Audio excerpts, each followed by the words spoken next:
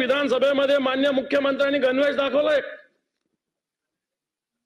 शालेय शिक्षण विभागामार्फत सुमारे 45 लाख विद्यार्थ्यांना गणवेश अद्यापपर्यंत सभापती महोदय वाटप करण्यात आलेले नाहीये। आता या सगळ्या विषयाची स्थिती बघितली तर सगळ्यात आधी शालेय गणवेश वाटप अशा पद्धतीनं व्हायचा की शाळा ज्या दिवशी सुरू व्हायची त्या दिवशी शाळेतील मुलांना गणवेश मिळायचे, परंतु आजपर्यंत अजून सुद्धा संपूर्णपणे शाळेतील विद्यार्थ्यांना गणवेश मिळालेला नाही। सभापती महोदय, मी या सगळ्या विभागातल्या अधिकाऱ्यांशी चर्चा केली। आज या विभागाने एक गुत्तेदार नेमला, त्याला कपडा देणार, तो कपडा कापून हा मविमाला देणार आणि नंतर मविम हे ड्रेस शिवून देणार, अशा प्रकारची स्थिती आहे। सभापती महोदय, त्या दिवशी मुख्यमंत्र्यांनी गणवेश दाखवला, खरा गणवेश असा आहे सभापती महोदय, हे अशा पद्धतीनं कपडा फाडून अशा पद्धतीनं दिला जाणार आहे, अशा पद्धतीने दिला जाणार। मुख्यमंत्र्यांनी दाखवला, मुख्यमंत्र्यांनी दाखवलेला ड्रेस वेगळा होता, हे अशा पद्धतीनं गणवेश, मला असं वाटतं माझ्याकडे पूर्ण माहिती आहे, अशा पद्धतीनं गणवेश दिला जाणार आहे, अशा पद्धतीनं गणवेश दिला जाणार आहे, अशा पद्धतीनं गणवेश दिला जाणार आहे। हा गणवेश आहे मुख्यमंत्र्यांनी दाखवलेला गणवेश, अशा पद्धतीनं मोहिमेला दिला जाणार आहे। मला असं वाटतं काय बोलायचं उत्तरामध्ये बोला, उत्तरामध्ये बोला, तुम्हाला काय उत्तर द्यायचं उत्तरामध्ये द्या। तुम्हाला मंत्री महोदय उत्तराच्या वेळी बोलायला देतो, त्यांना विरोधी पक्ष नेत्यांना जरा बोलून द्या। महिला आर्थिक विकास महामंडळाला अशा पद्धतीने दिला जाणार आहे सभापती महोदय, अशा पद्धतीने दिला जाणार आहे। माझ्याकडे पूर्ण माहिती आहे, मी वाचून दाखवतो। 45 लाख विद्यार्थ्यांना द्यायचंय, 1 जून रोजी खऱ्या अर्थाने द्यायला पाहिजे होतं। हे सगळ्या रचनेमध्ये जर बघितलं तर आजच्या घडीला या सरकारने मविमला अजून कपडा सुद्धा या गुत्तेदारांना दिलेला नाही सभापती महोदय। या गुत्तेदार ज्याला गुत्ता दिलेला या विभागाने अजून सुद्धा मविमकडे पूर्णपणे कपडा दिलेला नाही। मविम हे चांगलं काम करणारी संस्था आहे, मविविषयी मी बोलणार नाही। महिला आर्थिक विकास महामंडळ ही अतिशय चांगलं काम करणारी संस्था आहे। या गुत्तेदारांनी महिला आर्थिक विकास महामंडळ अशा पद्धतीनं कपडा फाडून दिलेला आहे सभापती महोदय। अजून सुद्धा बघितलं तर अजूनही जवळपास हे 45 लाख गणवेश हे 1 सप्टेंबर पर्यंत सुद्धा होऊ शकत नाही, अशा प्रकारची स्थिती आहे। अजून पूर्ण कपडा सुद्धा मराठवाडा आर्थिक विकास महामंडळाला या कोण जे असेल एजन्सी यांनी सभापती महोदय दिलेली नाही। जर शालेय विद्यार्थ्यांच्या गणवेशाविषयी अशा प्रकारची अनास्था आहे सरकार करतं, अशा प्रकारचं मग जर आधीची स्थिती काय वेगळी होती। आता हे 2 मंत्री हे पण ग्रामीण भागातले, यांनी सांगावं आधी शालेय शिक्षण समितीकडे अशा पद्धतीनं कपडा जायचा, गावातलं शालेय शिक्षण समिती मुख्याध्यापक गावात एखाद्या टेलर कडून शिवून घ्यायचे, काय वाईट पद्धत होती। मग महिला आर्थिक विकास महामंडळ तुम्ही शिवायला सांगता तर कपडा सुद्धा महिला आर्थिक विकास महामंडळ सांगायला पाहिजे होतं, पण कपडा घेणार एक एजन्सी आणि शिवणार एक एजन्सी। मला असं वाटतं सरकारची एजन्सी महिला आर्थिक विकास महामंडळासारखी जर चांगली एजन्सी असेल तर मला वाटतं मागचे मधले दलाल आणायचे कशाला। जर तुम्ही शिवायला महिला आर्थिक विकास महामंडळाला सांगत असाल तर माझं म्हणणं, इथं मंत्री त्या विभागाचे बसलेले आहेत, महिला बाल कल्याणचे, या सगळ्याचे जर माझं म्हणणं असं आहे सरकारला की येणाऱ्या काळामध्ये अशा पद्धतीनं आपली संस्था जर महिला आर्थिक विकास महामंडळ चांगली असेल, शेकडो महिलांना याच्यातून रोजगार मिळत असेल, ते सगळं काम महिला आर्थिक विकास महामंडळाला सांगितलं पाहिजे, कोणत्याही गुत्तेदाराची गरज नाही आहे।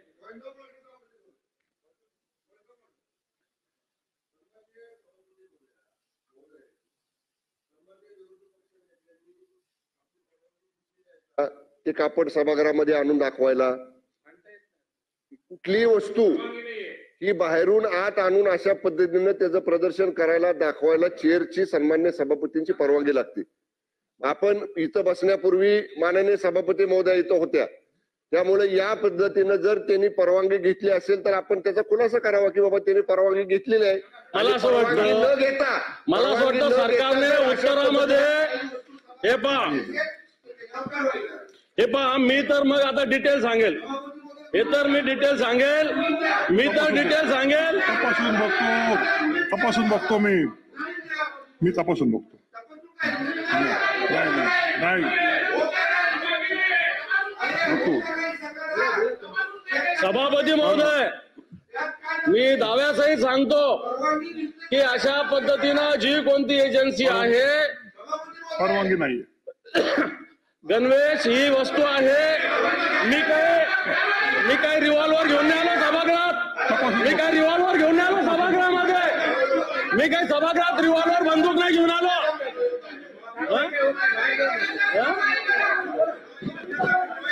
नाही, मी काही सभागृहात बंदूक नाही घेऊन आलो. काय झालं?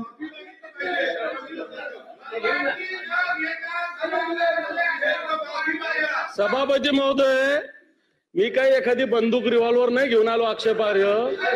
मी साधा जो मुलांना कपडा देणार आहे तो दाखवायला आणलेला आहे.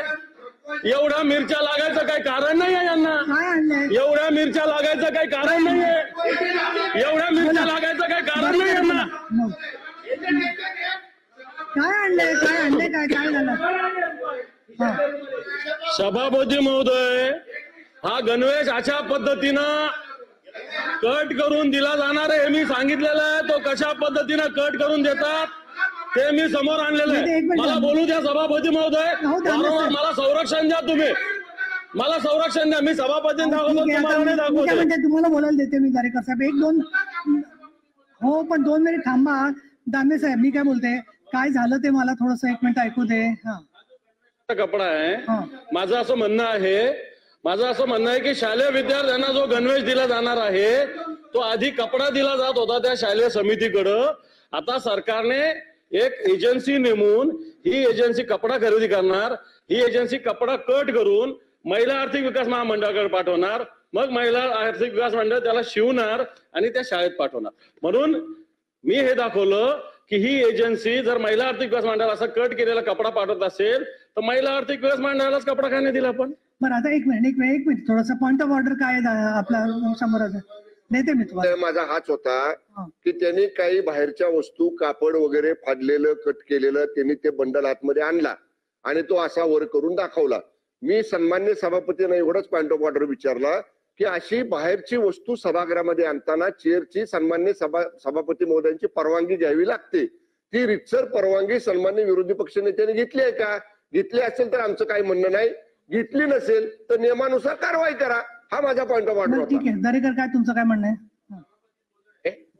मी विधानसभेत खालच्या सभागृहामध्ये जेव्हा अशाच प्रकारे आम्ही भाजीपाला आणि कपडे घेऊन आलो होतो तेव्हा आमच्यावर कारवाई झाली होती. आम्ही नवे सभासद होतो, आम्हाला कल्पना नव्हती, आम्ही ते केलं.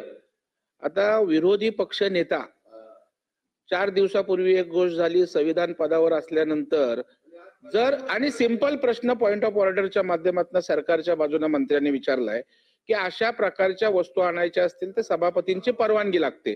आता सिंपल प्रश्न, आपली परवानगी असेल आमची काही हरकत नाही. कारण ह्यांना कसं असतं सभापती महोदय, नंतर काढलं मीडियात जातं सगळं. मीडियात जे जायला पाहिजे ते सगळं जातं. त्याच्यामुळे ही पद्धत बरोबर नाहीये. मीडियात काय करायचंय ते मी बाहेर करू ना. या सभागृहात हे माईक आणि तोंड आहे ना, याचं काम आहे सभापती महोदय. अशा प्रकारच्या गोष्टी आणून प्रदर्शन मांडायची जागा नाहीये.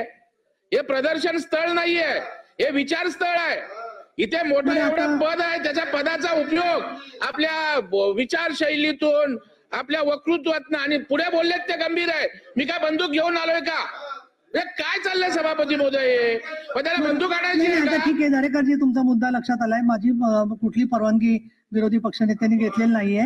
एक नाही, दुसरा 1 मिनिट थांबा जरा 1 मिनिट. मी या सभागृहात आहे, तुम्ही अनेक वर्ष वेगवेगळ्या सभागृहात होता.